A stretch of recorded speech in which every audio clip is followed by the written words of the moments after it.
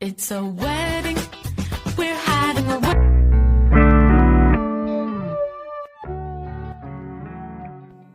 여러분 안녕하십니까? 문인들을 응원하는 또박이 협동조합의 강원 책TV입니다.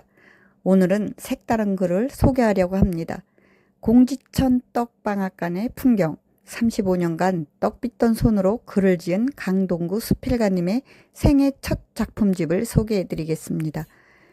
2024년 도서출판 태원에서 편했으며 총 56편의 글이 6부로 나누어 실려 있습니다. 그 중에서도 신실한 신앙인인 작가의 삶을 그려낸 체험 삶의 현장을 축약해서 낭독해 드리겠습니다. 체험 삶의 현장. 오래전 KBS에서 매주 인기리에 방영된 프로그램이다. 사회 지도층이나 유명인들이 흔히 말하는 3D 업종에서 온몸을 던져 하루 종일 열심히 일하여 얼마의 찬조금을 받아 KBS에 갖다 주면 방송국은 그 돈을 1년 동안 모아 어려운 이웃들에게 도움을 주는 일종의 사회공헌 프로그램이다. 우리 사회의 저변에는 다양한 모습으로 삶을 살아가는 요즘 말로 흙수저들이 있다. 새벽 2시부터 신문 배달을 하는 사람, 우유 배달, 환경미화원, 대중교통 종사자를 지금은 거리에서 찾아볼 수 없다.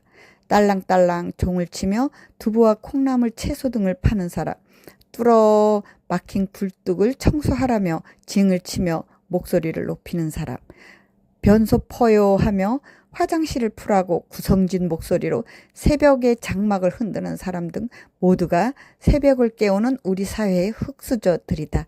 그들의 치열한 삶의 현장에서 사회 유명인사들이 그들과 소통하며 공감하는 프로그램으로 인기가 있었다.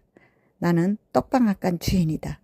내 나이 70이 넘었는데 30년째 떡방앗간을 운영하고 있으니 인생의 절반 이상을 떡방앗간에서 떡과 함께 살아온 셈이다. 1년 중에 가장 힘들고 바쁠 때는 설, 명절 대목이다. 설을 열흘 정도 앞두고부터는 새벽 일찍부터 밤늦게까지 일을 해야 하기에 여간 힘들고 고단하기 이를 데 없다. 온 가족이 다 매달려 일을 해도 일손이 부족할 때가 많이 있었다. 떡도 만들어야 하고 배달도 해야 하고 정말 밥 먹을 시간도 없다. 장로님, 삶의 현장을 체험하려고 왔습니다. 제가 뭐 도와드릴 것은 없나요?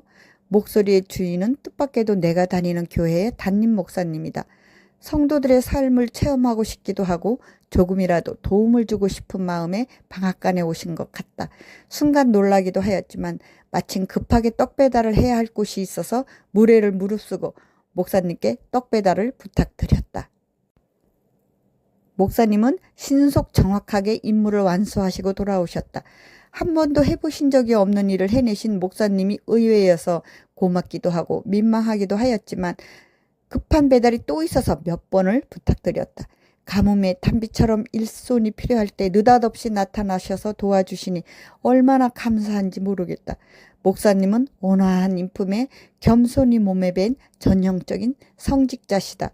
성경과 책만 보시는 백면서생인 줄 알았는데 떡을 받아든 손님들이 이구동성으로 하는 말이 배달하는 직원이 어찌나 친절하고 싹싹한지 매우 만족했다는 이야기를 나중에 듣게 되었다. 목사님께 죄송한 마음과 고마운 마음이 교차한다. 내 아들도 목회자로 먼 타국에서 목회를 하고 있기에 더 애틋한 마음이 든다. 자식이 아무리 출세를 하고 훌륭한 위치에 있다 할지라도 부모가 하는 일을 부끄러워하지 않는 것은 물론이려니와 부모가 하는 일을 어느 정도 숙지하고 있어야만 자식의 도리라고 나는 가르쳐 왔다. 며칠 전 시장에서 교회에 함께 다니는 교우를 만났다. 그녀는 직장에서 중간 간부의 위치에 있었다. 그런데 농사를 짓는 시부모를 도와 시장에서 채소를 팔다가 나를 발견하고는 장로님 하고 부르는 것이 아닌가. 그만한 사회적 지위에 있는 사람이 시장에서 시어머니를 도와 장사를 한다는 것은 생각조차 할 수도 없거니와 누가 볼세라 얼굴을 감출 텐데 지나가는 나를 불러서 인사를 하니 그 당당함에 머리가 숙여진다. 농사를 지어 또는 장사를 해서 떡방앗간을 해서 자식들을 먹이고 입히고 공부시켰는데 무엇이 부끄러우랴. 떡 배달을 당당하게 하신 우리 목사님도 존경스럽고 자랑스럽다. 목사님은 떡 배달을 하시면서 무슨 생각을 하셨을까? 교인들이 어떤 모습으로 삶을 살아가는지 몸소 체험해 보시면 아마도 진한 감동을 주는 진솔한 설교 말씀이 만들어지지 않을까 싶다. 자, 작품은 여기에서 끝이 납니다.